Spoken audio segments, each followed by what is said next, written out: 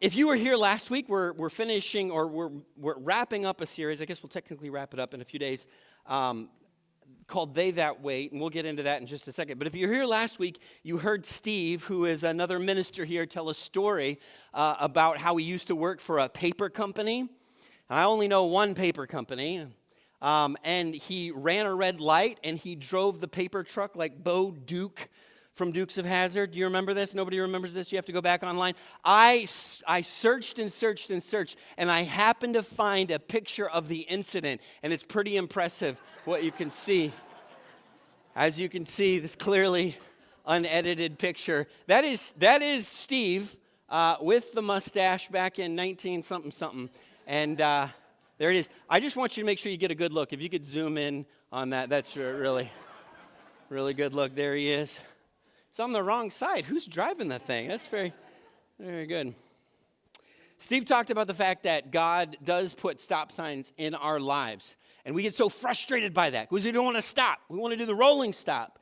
But God put stop signs in our lives to slow us down because there's a reason, there's safety, there's purpose. It matters that we slow down. The waiting.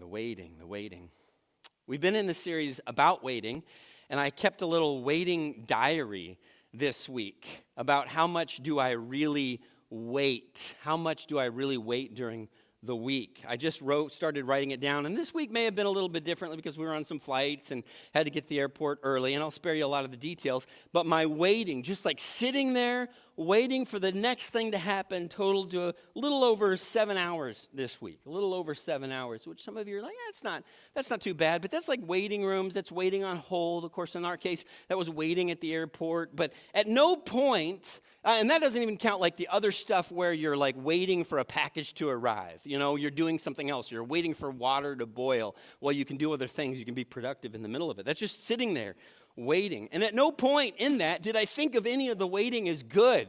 Like, this is fun. I love this. I get to sit and twiddle my thumbs. How exciting.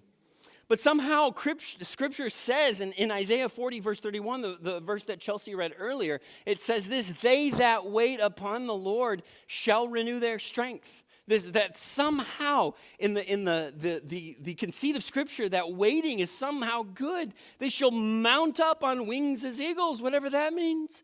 They shall run and not be weary. They shall walk and not faint. He says there's this waiting that is good. And we've been trying to make the case that because we misunderstand what waiting is, we experience waiting as suffering. And we hate it. We hate it. We hate it. We hate it. In fact, I think it's obvious for most of us in the room, despite the fact that this verse says what it says, that we would say waiting is bad. Waiting is bad. Waiting is bad. Have you ever not had your phone when you were waiting for something? You know what I mean? You're sitting there and you got to the doctor's office and you're like, oh. You weren't going to do anything important. You weren't going to send valuable emails. You weren't going to save any time. You weren't going to do anything that mattered, but you were going to scroll. You were going to distract yourself, but now you have to do that without anything. Do you remember, those of us that are old enough have to remember the days where we actually had to read the magazines that were in the waiting room, and it was some dental monthly from 100 years ago, and you're just but you would do it because you don't want to just sit there and wait. It's obvious that waiting is bad. It's agony and torture. We have built an entire tier of our economy around the paying to make things go faster. You can pay money to make things go faster. If you go to an amusement park, you can pay money to get the fast pass so you can skip all the chumps who have to wait in line. If you want to, you can pay money for expedited shipping so that you don't have to wait for the package to get here because you ordered it too late in order to get here on Christmas, so you want it to get here early and you don't have to wait. If you want to, you can pay more money to board the plane early so that you can wait inside the plane and not outside the plane. You can pay money to do that. Waiting is bad, right? Think about the things that happen to your brain while you wait. Not everybody's wired the same way. I know we all have different things going on. Some people are like, I love the chance to slow down, but not me. I get antsy. I start thinking about all the things that I have to do. I start thinking about the laundry and the cleaning and the gift shopping and the email replying and the meal making. I don't make meals. Who am I kidding? But other people do. I order meals. And it feels like life is going trying to go up the down escalator, and if you pause and you wait, you're just getting behind because stuff keeps piling up. The stuff you have to do doesn't wait for you to wait. It just keeps adding to your to-do list. So it's confusing when Isaiah says waiting is good. Waiting is good. You might notice there's some issue with the slide there. You might have to skip some of those. I don't know what's going on with that. It just says good. It was supposed to say waiting is good? Question mark. Isaiah chapter 40, verse 33. What does it mean that waiting renews our strength? What does it mean that waiting mounts up with wings as eagles? I don't know what that means, but it sounds good. I think I want that. What does it mean to run? I know what it means to run without getting worn out. Have you ever decided, I'm gonna take up a new hobby. I'm gonna go running. And you're like, I ran all I could run, and it was like 20 feet. And you're like, I don't think this is for me. I'm weary.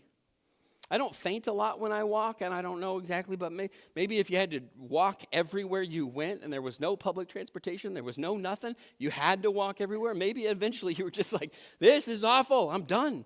And you can walk and not faint. When you read that, the first instinct some of you might have is like, is that toxic positivity? Is that like someone who says, hey, you got in an accident, but hey, at least you know your airbags work, right? You know? Is the Bible gaslighting us? Why is it telling us that this thing that we've experienced that we know is bad is somehow good? Why would the Bible say that? This last broken arm with my son, we have been through several. Those of you who have been around for this, we've been through 5 broken arms, all of different. And every time I go, I think this is the one. CPS is going to come arrest me. I didn't do anything. And I wasn't even in town for some of them, but I think this is the one. We know the people at the orthopedic clinic on a first-name basis. I've joked that they should give me some sort of punch card, because can't we get the 5th one free at this point? But no, we dropped Liam off at football practice and got a call about 15 minutes later saying, hey, he had hurt his arm. He thinks it's broken. And we're like, pit of the stomach drops. You're like, oh, no, not this again. So we get in the car, and we're waiting as we drive to pick him up to find out what happened, what actually happened. We get there, and one of the trainers that happens to be there works at an orthopedic clinic. And he says, I've done all the things. He goes, I don't think it's broken. Little bit of relief. He goes, but you still need to go somewhere and get it x-rayed to find out. I hope it's not broken. God, please don't let it be broken. Please don't let it be broken, because we know what that means. We know the difficulty of the next few months. Please don't let it be broken. So as we're driving in the car, we're waiting to find this out. We're waiting to find this out. And finally, we get to the orthopedic clinic. Of course, what do you have to do when you get to any doctor's office? You have to wait. Yeah, you have to fill out some form that you filled out 10 minutes ago. And they're like, well, we still need to know your birth date. And you're like, why? And nothing's changed. Nothing's changed. Our address is still the same. I feel like we have to fill those forms out all the time, but you have to wait, you have to wait, you have to wait. And then they take you from the waiting room, and then they take you back into another room where you wait some more. Why do you have 2 waiting rooms? And you're just waiting for good news. We want good news. We want something good to happen. And so the assistant person asks all the questions that you already answered out in the waiting room. And you have to fill out forms again. And then you sit there, and the person leaves, and they'll say, the doctor will be in shortly. If there's a lie, that is the lie of the devil. The doctor's going to do what he wants or she wants and take all the time that they want. And finally, the doctor comes in, and they ask all the same questions. And we were just like, doctor, we just want to know, is the arm broken? And the doctor wants to make small talk, and he wants to ask how it happened, and he wants to just go over all the details again. And you just want the information. At some point, you're just like, you just need to stop talking and tell us, is this arm broken? Is this arm broken? And finally, what felt like forever, finally he just kind of swivels in his chair, and he turns and he looks at us and he goes, well, it's broken. Could you not have led with that? And all that waiting, all that angst, all that hoping that there would be a different outcome is all deflated in that moment. That waiting was objectively painful. That waiting was so bad that my son, whose arm was broken, started to comfort me because he knew I was getting so upset. He kept saying, Dad, it'll be okay. And he was right. It would be okay. But poor guy, he had to help his dad through it. Why, when we experience waiting is bad, why does God say that it's good? I want to make a case for the difference between good waiting and bad waiting. good waiting and bad waiting. I love ancient Hebrew words. Probably not a sentence you'll ever hear again in your life, but I think it's ancient Hebrew words are amazing. They're like Swiss Army knives. English words, they more or less mean one or two things, not a lot. Hebrew words are full of richness and depth and meaning, and you can look at them from so many different angles. They're so impressive. So in English, when we say wait, it means to slow down or to stop or to hang on or chill out. In Hebrew, it's like, yeah, it means all those things, but it's got a corkscrew too and some tweezers. It's got some extra levels for us to explore. In Hebrew, the Hebrew word for waiting, I've got an object lesson here. I tucked back here. Here it is. In Hebrew, the Hebrew word for waiting is rope. That's weird. Why in the world would the Hebrew word for waiting be rope? Or it's associated with the word for waiting. That's very strange. That's odd. So the word for waiting is a variation on this word for rope. So the Hebrew word for rope is kav, and the Hebrew word for waiting is kavah. Kavah. So this isn't exactly right because Hebrew is it does its own thing, but it sounds like when you say to someone, hey, you'll have to wait, it sounds like you're saying, hey, you'll have to rope. You'll have to cord for a minute. Hey, after you fill out those forms, I need you to sit in the courting room just for a little bit. Or, hey, I have been on hold for a long time. I have been roping for a long time.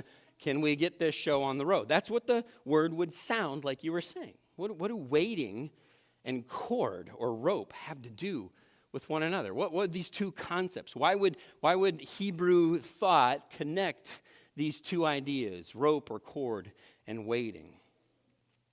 Well, a cord, a rope, is only useful if it's attached to something. It's not doing any good. It's got potential, but it's not doing any good if it's not attached to something, if it's not connected to something. It doesn't do you any good rolled up on the floor.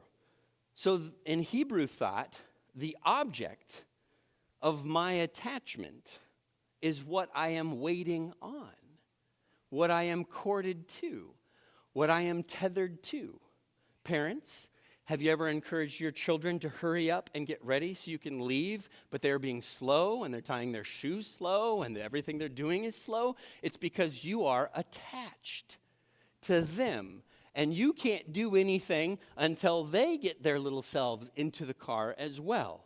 You're corded to them. You are waiting for them. You see how it connects. Oh, I begin to see that. It's the thing I'm tethered to. We might say in English, what we've hitched our wagon to. This is the thing I'm attached to. Husbands, wives, if you've got, I think this is true for most couples, there's one couple who's ready to go on time, and there's one member of the couple who's not ready to go till 2 or 3 hours after the other person is ready to go. Like there's one person who likes to get to the theater a little early, and there's one person who's like, I don't want to see the trailers. Who cares about that? And it's just like you're tethered to one another. God has tethered you to someone who has a different capacity for waiting than you do.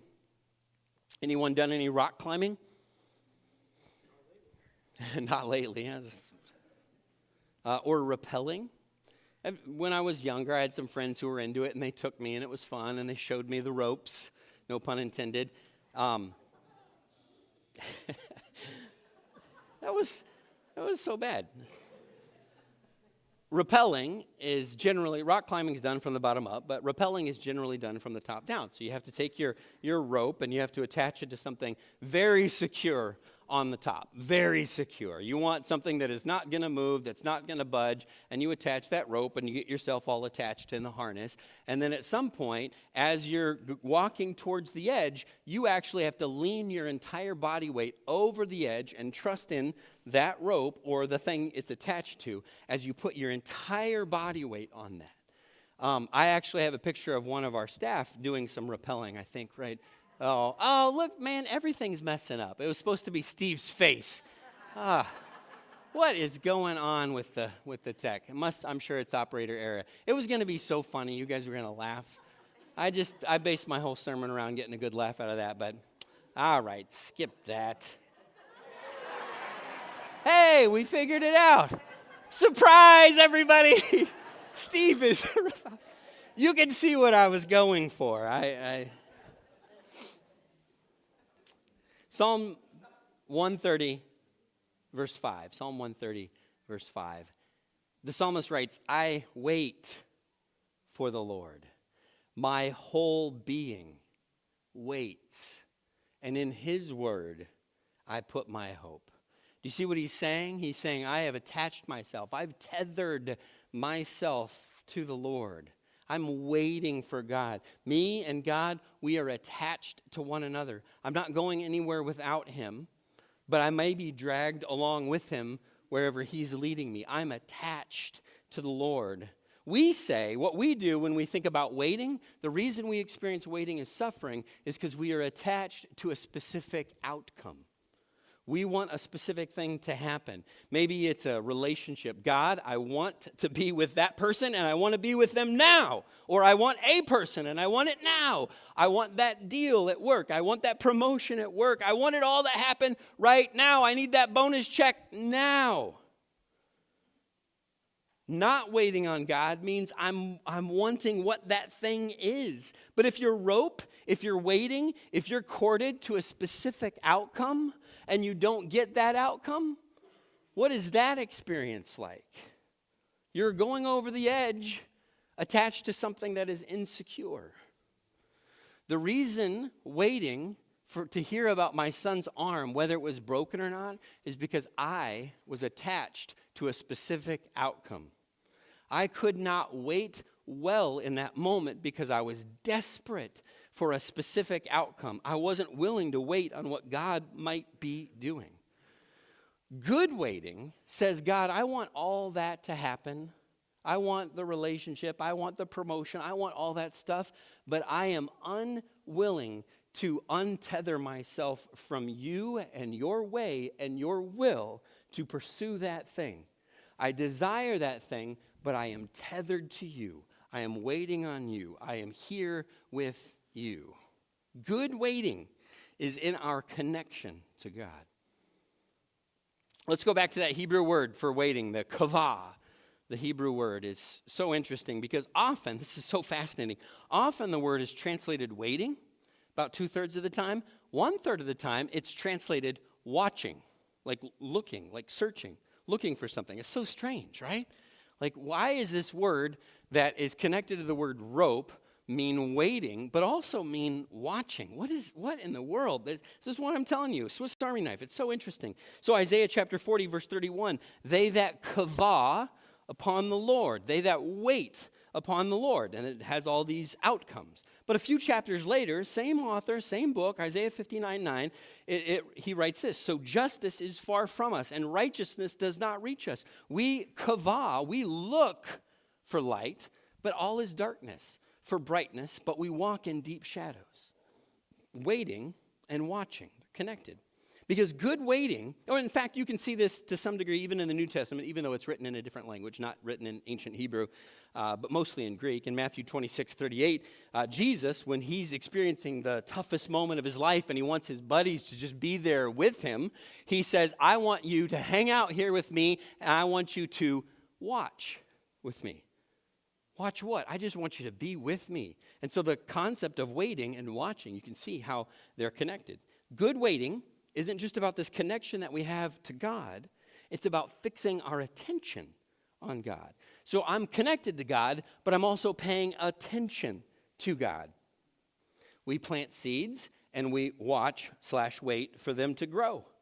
Some of you are looking forward/waiting to be with family. Do you see how these concepts are interrelated? Maybe you are waiting/watching for the gift to arrive that you ordered and you hope that it gets here before Christmas. I'm waiting/watching my daughter's location on Find My Friends, hoping and excited that she gets here.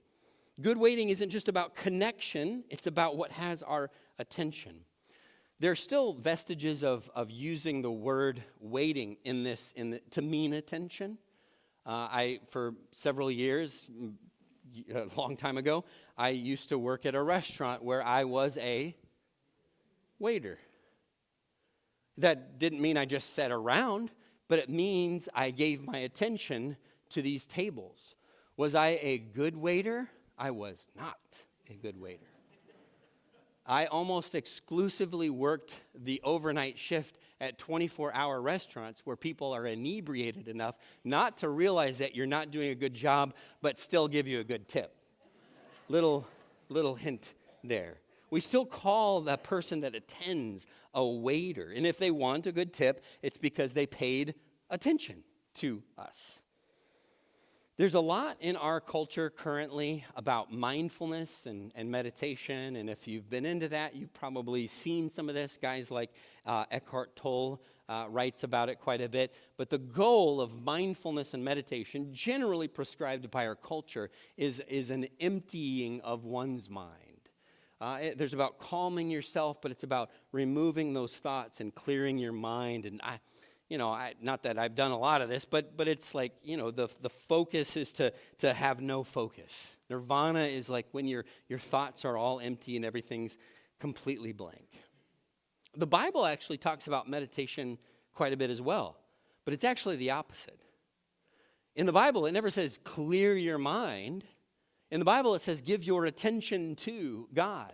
Focus on God, dwell on God, meditate on God, set your mind on things above.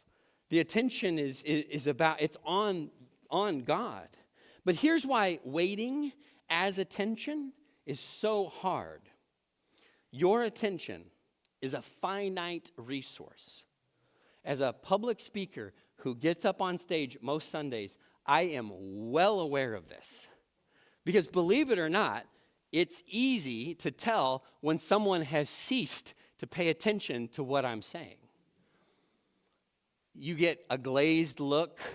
Their thumb is doing this quite a bit as they scroll through some social media, and some of you are like, no, I wasn't. I was just looking for an address because I've got to ship something to an aunt I forgot about. All right, that's fine too. I have spies in the room who look over your shoulder and tell me exactly what you're doing. But I know your attention is a finite resource, and I try not to misuse that. So you want to be very thoughtful and careful about what you present and how you try to grab people's attention, and you don't want to overpromise something. Their attention is a finite resource. In fact, way back in 1971, way back in the dark ages, before internet, before cell phones or smartphones, a sociologist by the name of Herbert Simon wrote that in an information-rich world, and he was writing in 1971, and he was saying in 1971 it's an information-rich world, and he was writing about it's information-rich because we all have big encyclopedias we can go to and read. Now, I mean, that's all blown out of the water. He goes, in an information-rich world, the wealth of information creates a poverty of attention and a need to allocate that attention efficiently among the overabundance of information sources that might consume it. Meaning that you only have so much attention, and if you notice, we even use the language, if you pay attention to the wrong things, you no longer have attention for the right things. Have you ever struggled with that? Have you ever thought, I am going to pay attention to my Bible or to prayer in some quiet time? I'm going to pay attention to these things. But your attention has been so consumed by your day or by social media that you lack any attention resources to continue to pay attention to the things that you're trying to. Have you ever done it with your family? Have you ever been at work and it was just draining and exhausting, and you're done, and you get home, and you lack the capacity to pay attention to your child who is like clamoring for your attention, and you're like, hey, let's play nap time. That would be fun, wouldn't it? It's hard. It is hard. We live in a society that is designed to consume our attention without regard for how it should be spent. So you see this all the time. You see this kind of stuff. I mean, I guess not a lot of people watch like network news anymore, but you remember back in the day when you did watch network news, you were watching something, and then all of a sudden, the anchor would come on, and they would say something like, hey, massive food recall. Could the food in your cupboard be poisoned? Find out more at 10 o'clock. And you were like, I need to know now. You're sitting there eating a can of something like, I need to know now. But what they're doing is they're trying to grab your attention and take your attention. I mean, the internet is an attention-consuming platform. That's primarily what it does. YouTube can charge advertisers more the longer your eyeballs stay on that video. It doesn't matter if the information is true or good or healthy. All it matters is that you give your attention to it. And you know people, and I know people that have given their attention to things that are so bad that it has distorted their thinking about what's good and true and real in the world. And they have no attention left for what God is trying to do in their lives. All their attention has been given to politics, has been given to rage, has been given to being upset about some new latest thing that's not really even a big deal. But if they would take that attention and they would focus it, fix it on God, they would be healthier. Their relationships with their families would be healthier. Dinner around the Christmas table would be healthier because they hadn't consumed all their attention with this thing that wasn't healthy or helpful. If your attention is consumed by unhelpful things, you have little or no capacity for where it should be. That's why this picture right here depresses us. That's a depressing picture. Because those two people, their attention should be on one another. Now, some of you are like, well, I don't know, maybe they're just checking on their kids, huh? You know, the guy looks like he's taking a picture of what his meal is. And who knows, maybe there's good reasons. But when you go to a restaurant, or you've done this too, you felt guilty for doing this, right? You're with people that you love and you want to have a connection with and a conversation with, but you got that phone and you pull it out and you're like, oh, I just want to, something buzz, we lack the capacity to pay attention to all those things, and something has to give. Something has to give. By the way, statistically, adults are just as bad as teens and young adults. People get all upset, like, teens, screenagers, man. You adults are screenagers too, by the way. You think it's just the younger generation. You're just bad at it. I get that. You don't understand. You're fooled by all the AI images that you're seeing on Facebook. You're just bad at it, but you do it too. Speaking of phones, I don't want to just demonize phone use, because that's not really the problem. The problem is how we discipline our attention. It was funny because I was writing these thoughts down. I was thinking through this, and a reminder popped up on my phone, right? Grabbed my attention. But this reminder was one I had set up 6 months ago. And the reminder said, on this thing you can set up yourself on your phone, every day at 4 o'clock it goes off, and it says, are you paying attention to the right things? And I'm like, oh, wow. That's exactly what I needed to hear. You can use your phone for good. Absolutely you can. So every day at 4 p.m., I'm reminded, am I paying attention to the right things? You know what I usually do with that reminder? Flip back to whatever I was doing. But I'm trying. Good waiting means fixing our attention on God. All right, last but not least, good waiting is about attachment. What are we connected to? Good waiting is about attention. What are we looking at? What are we giving our attention to? And this is probably my favorite, but it's going to be out of left field. Good waiting is also about tension. Tension. So let's go back to our word. Kavah means rope, or it means cord, right? It also often is translated watch. But specifically, this is so interesting to me. I know some of you are going to be like, oh, are you reading too much in that word? I don't think so. Literally, the word kavah isn't just about waiting. It's about a rope that is stretched, a rope that is tight. That's what the word means, a rope that is under tension. You can feel tension in the waiting, and tension builds. And I know we experience tension as bad, and we want to relieve the tension. Doctor, just tell me, is my son's arm broken or not? I just want the relief of tension. But I want to make a case that the right tension is good.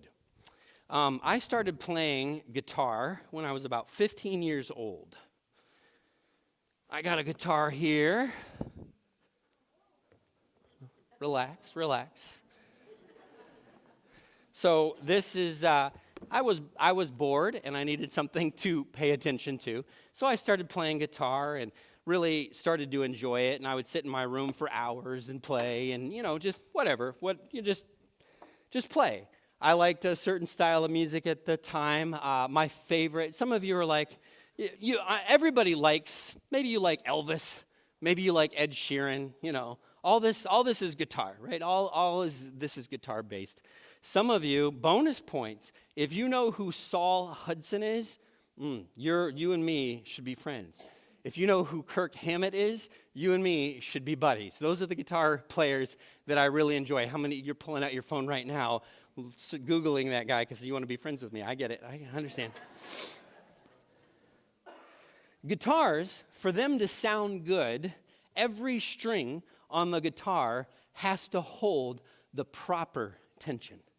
And they're even sized differently so they can hold the right kind of tension. And little kids love coming in here and fooling with these little knobs, but these knobs create the correct tension so that it has the right sound. How many of you are wondering, is Patrick going to play a song this morning? Is he about to bust out a Christmas song? Here we go. Oh, Holy Night. Just kidding. I'm not going to do it. I'm just using this as an illustration. I'm not going to actually play it because I haven't played it in a while, and I don't even know if it's in tune. It is not in tune. The tension is not correct. Jim would know. The tension is not correct.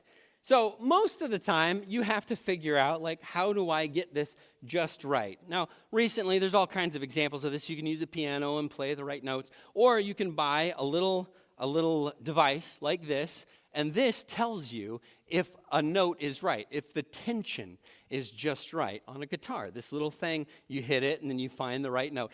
Now, if you put too much tension on a string, what happens? It breaks, right? It breaks, it snaps. That's kind of scary, actually, when it snaps, because this is metal. If you don't put enough tension on a guitar, what happens? Doesn't sound like anything. There's nothing to it. It has to have the right amount of tension. There's beauty in the tension. Can I suggest something that's going to seem counterintuitive? I'm going to put this away for those of you that are nervous. I want to suggest something to you. And you're not going to believe me at first. Every good, healthy relationship requires tension. Requires tension. How many of you are thinking, well, by that standard, me and my wife are doing great. We're awesome. We got all kinds of tension in our marriage. Every good relationship requires tension. There has to be some give and take in a relationship. A good husband sacrifices things that maybe they want, whether it's time or resources, to provide well for their family. That's tension. There's something I want, but I'm giving it up.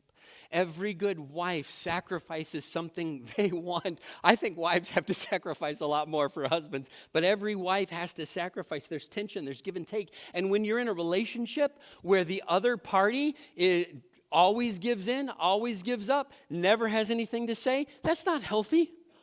And when you're in a relationship where one of the spouses is wound way too tight, that's not good either. Every relationship needs this right amount of tension to tune, to find their frequency. And every relationship is different, by the way. Every marriage is different. There's not like you can't tune a marriage like you can tune a guitar. Parenting is about finding good tension in a relationship. You have all met children whose parents enabled them.